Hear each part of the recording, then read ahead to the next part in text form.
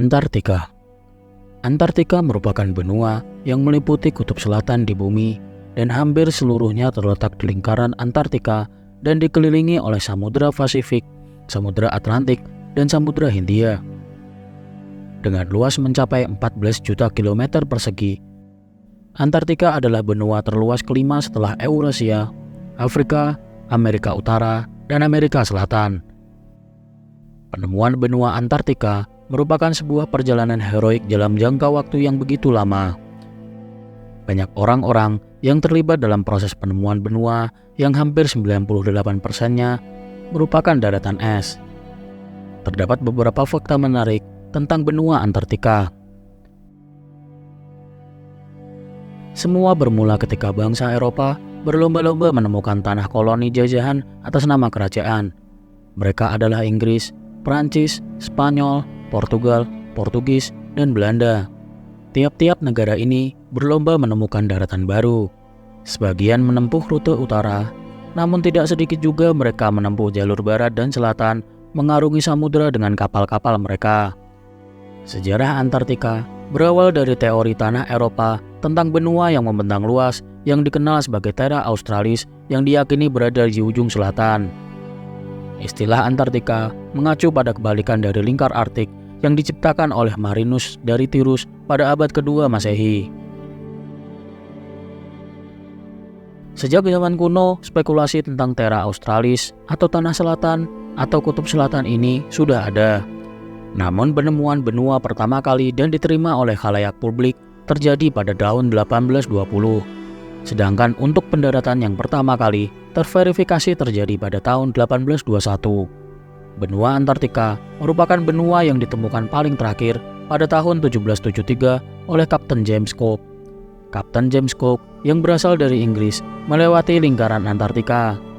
James Cook dipercaya bahwa dia merupakan orang pertama yang melewati lingkaran tersebut. Namun, benua Antartika baru ditemukan pada 1820. Penemu benua Antartika sampai saat ini masih simpang siur karena ada 3 orang yang mengklaim dirinya sebagai penemu benua pertama. 3 orang yang mengklaim penemuan benua Antartika diantaranya adalah Fabian von Bellingshausen dari Rusia, Edwin Bransfield dari Britania Raya, dan Nathaniel Palmer dari Amerika Serikat. Kemudian pada tahun 1911, Roald Amundsen dari Norwegia memulai perjalanannya ke Kutub Selatan. Ia mulai menjelajah pada 9 Oktober 1911 dan sampai di Kutub Selatan pada 14 Desember 1911. Roald Amundsen sendiri diakui sebagai orang pertama yang mencapai Kutub Selatan. Sejak awal, benua Antartika dikenal tidak memiliki penduduk asli. Tidak ada satupun bukti atau yang dapat menjelaskan apakah benua ini pernah dihuni atau tidak. Semua masih menjadi pertanyaan dan misteri bagi para ilmuwan. Sebagian besar manusia yang menjadi penghuni benua Antartika adalah para ilmuwan dan peneliti yang tinggal di beberapa stasiun. Misalnya, Concordia Station, yakni pangkalan ilmiah tempat para ilmuwan melakukan penelitian mengenai iklim masa lalu. Tak hanya ilmuwan, ada pula profesi lain, seperti teknisi dan dokter. Temperatur suhu udara di benua Antartika saat musim dingin mencapai minus 85 derajat Celcius sampai minus 90 derajat Celcius, dan saat musim panas mencapai minus 55 derajat Celcius sampai 60 derajat Celcius. Hal ini juga didukung oleh hujan salju yang turun sepanjang waktu. Karena alasan tersebut, benua Antartika dijuluki sebagai benua yang diselimuti salju abadi. Ketebalan salju tersebut mencapai 2.500 meter atau sekitar 2,5 km.